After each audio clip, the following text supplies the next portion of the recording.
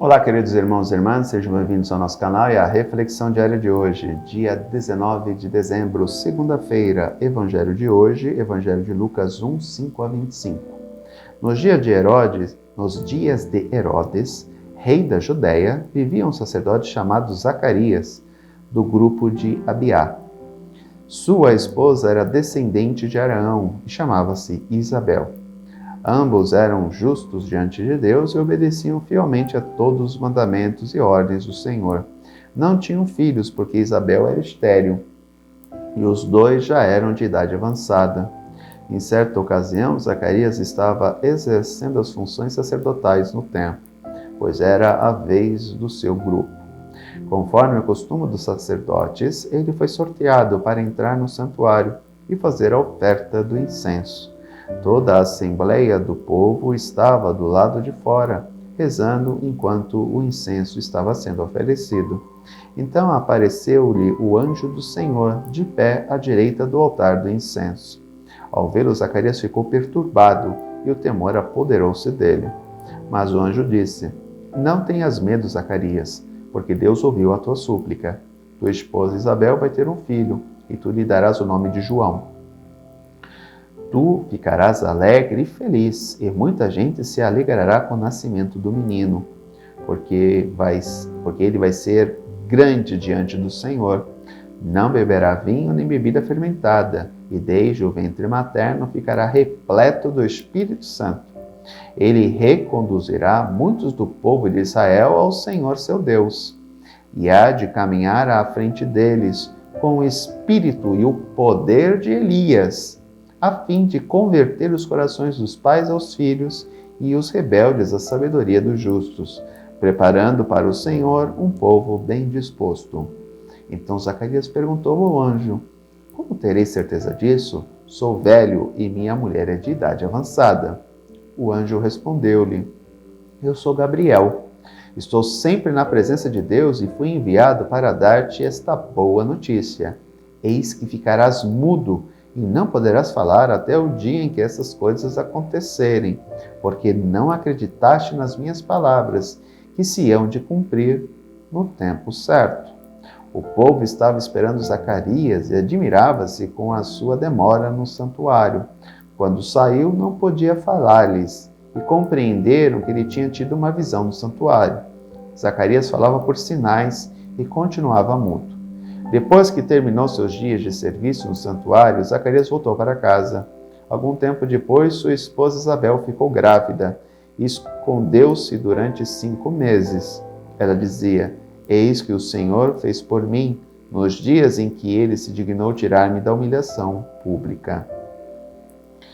Por que a figura de João entra agora nessa última semana, o anúncio da chegada de João? Porque ele é um filho da promessa também.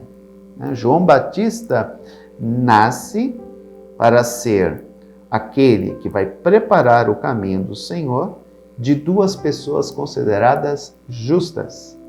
Lembra vocês que a figura da mulher que não podia ter filhos era uma questão horrível. Por quê? A função da mulher era 2: cuidar da casa e dar descendência ao seu marido.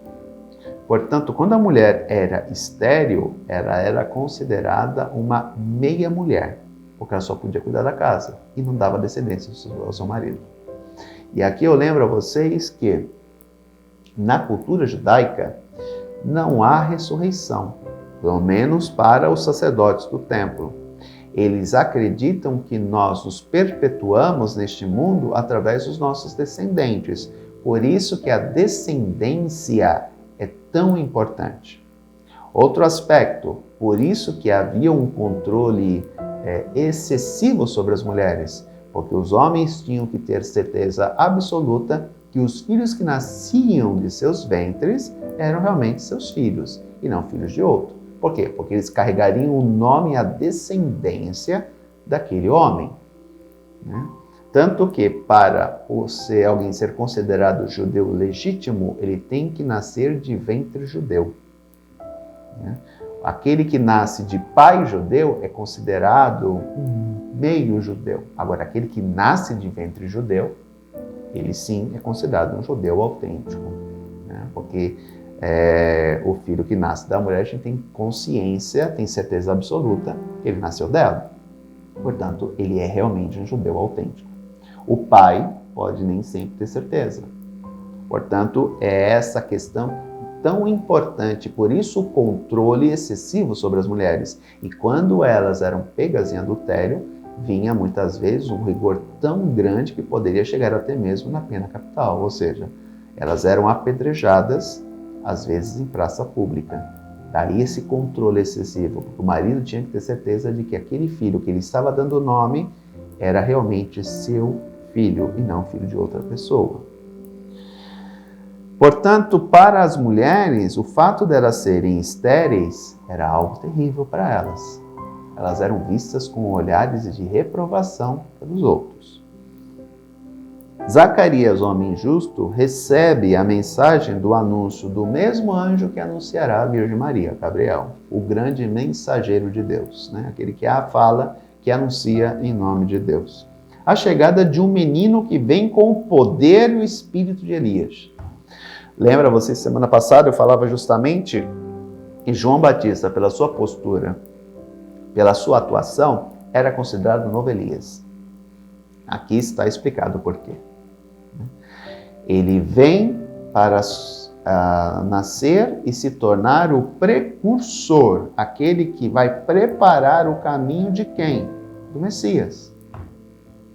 Então vale a pena compreender isso, né? Ele reconduzirá, como? Através do batismo de perdão de pecados e de conversão. Reconduzir esse povo a Deus, porque o povo se perdeu. Por que se perdeu? Porque as autoridades religiosas e civis de Israel não cuidaram bem do povo. Pensaram somente em si e não no povo.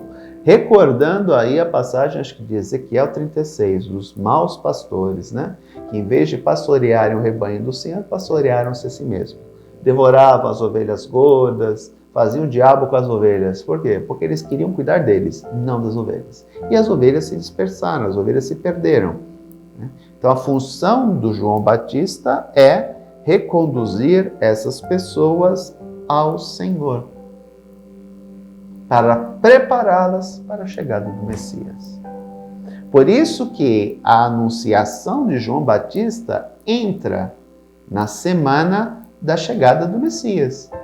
Por quê? Porque ele foi tão importante para este processo que foi registrado, entre aspas, obviamente não sabemos se foi dessa forma ou se isso é uma construção teológica da comunidade lucana, mas chama a atenção o aspecto da importância de João ao ponto de Lucas se preocupar de narrar como se deu a anunciação para Zacarias, e é interessante que aqui o anúncio, né, da chegada de João Batista é a um homem, ao pai e não à mãe, diferentemente de Jesus.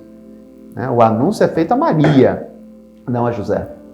Tanto que José, Deus se comunica com José através de sonho, não tete a tete. Né? Chama bastante atenção o inverso. Né? Para João Batista, é o seu pai. Para Jesus, a mãe. Chama muita atenção esse aspecto da diferenciação. Né? Então, eu sou Gabriel e eu te trago essa boa notícia. Ora, a dúvida de Zacarias era uma dúvida de qualquer um de nós. Né? Isso não quer dizer que ele duvidasse totalmente do poder de Deus. Né? Mas o anjo compreende dessa forma. Porque tu duvidaste daquilo que eu estou te anunciando, tu vai ficar mudo. E ele fica. E chama a atenção, eu não sei se é o próximo texto, né, que quando João nasce, vão perguntar para a mãe, já que o pai estava mudo, qual era o nome. E ele fala, é João. A mãe fala, né? Isabel fala, é João. João é o seu nome. Por quê? Porque o anjo já tinha avisado que o nome dele seria João. E eles não aceitam. Eles querem que o pai dê o nome à criança. O que fazia parte da tradição. Como podemos ver, João Batista é uma figura extremamente importante no início do ministério de Jesus, porque ele aponta, além de preparar o caminho, ele aponta, eis o Cordeiro de Deus, aquele que tira o pecado no mundo. E nessa semana que nós nos preparamos aí para o Natal, no próximo final de semana, entramos em contato com essa mensagem tão importante, né? Nasceu aquele que vai preparar o caminho do Senhor. O nome dele? João o Batista. Um grande abraço, até amanhã, se Deus quiser. Tchau.